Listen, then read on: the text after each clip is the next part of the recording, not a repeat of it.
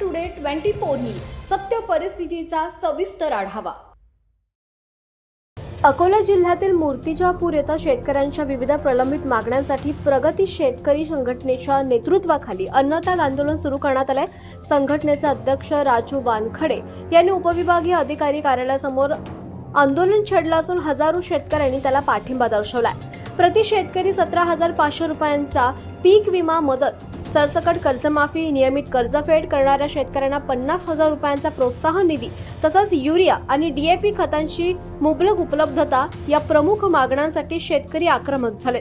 पावसाळी अधिवेशनाच्या पहिल्याच दिवशी सुरू झालेल्या या आंदोलनामुळे शेतकरी प्रश्न पुन्हा एकदा ऐरणीवर आला असून शासनाच्या भूमिकेकडे राज्याचं लक्ष लागलंय। आज आपण तहसील कार्यालय सिंदखेड राजा या ठिकाणी शेतकऱ्यांना कर्जमुक्ती मिळाली पाहिजे, सरसगट कर्जमुक्ती मिळाली पाहिजे, कुठलीही अट आणि शर्त यामध्ये असता कामा नये।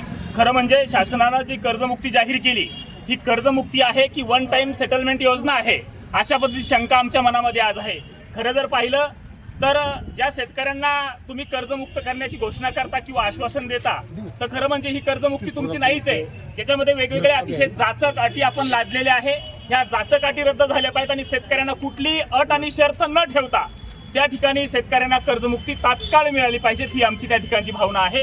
जर अशी म्हणजे 2019 साली माननीय उद्धव साहेबांनी जशा पद्धतीनं कुठली अट आणि शर्त न ठेवता अशा पद्धतीने जी कर्जमुक्ती दिली होती अगदी त्या धर्तीवर तशा पद्धतीने कर्जमुक्ती आम्हाला हवी आहे। आणि म्हणून आम्ही शिवसेना उद्धव बाळासाहेब ठाकरे या पक्षाच्या वतीनं सिंदखेड राजा तहसीलवर आज या ठिकाणी असा भव्य मोर्चा आणला होता।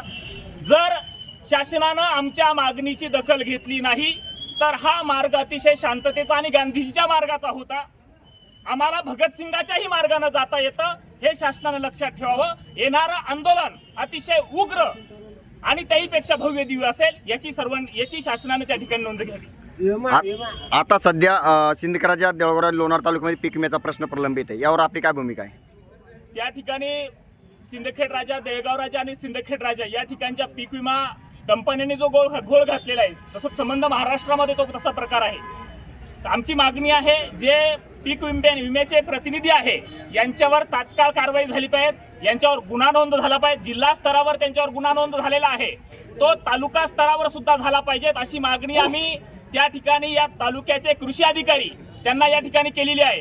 जर या पीक विमा कंपनीचे जे अधिकारी आहेत, जे प्रतिनिधी आहेत, त्यांच्यावर जर असा गुन्हा दाखल झाला नाही तर येणाऱ्या काळामध्ये तालुका कृषी अधिकाऱ्यांना सुद्धा घेराव घालण्यात येईल, याची सुद्धा त्यांनी नोंद केली असेल। सध्या महाराष्ट्रामध्ये जे राजकारण चालू आहे, 6 खासदार शिवसेना उद्धव बाळासाहेब ठाकरेचे पक्षातून फुटलेले, यावर आपली भूमिका काय?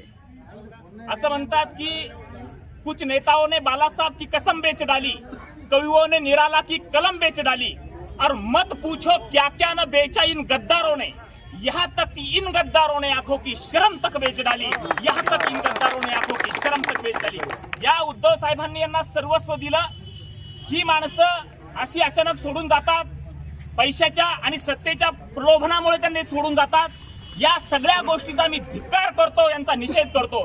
खरं तर 2-4 खासदार जे गेलेत, वाकचौरे असेल, संजय जाधव असेल, बंडू जाधव, संजय देशमुख असेल किंवा आणखी कोणी असेल, या लोकांबद्दल संजय दिना पाटील असेल, यांच्याबद्दल फारसं वाईट वाटलं नाही, परंतु ओमराजे निंबाळकर हे एक आश्वासक चेहरा होता या महाराष्ट्राचा। आणि सत्तेसाठी आणि पैशासाठी तुम्ही जर गेला असाल, आम्ही तुम्हाला डोक्यावर घेतलं होतं। आम्ही तुमचा धिक्कार करतो, तुमचा निषेध करतो।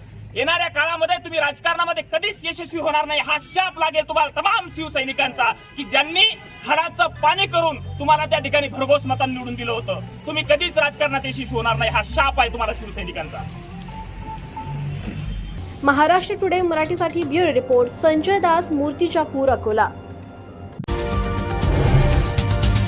आजच महाराष्ट्र टुडे 24 न्यूजला सबस्क्राईब करा आणि सत्य परिस्थितीचा सविस्तर आढावा पहा।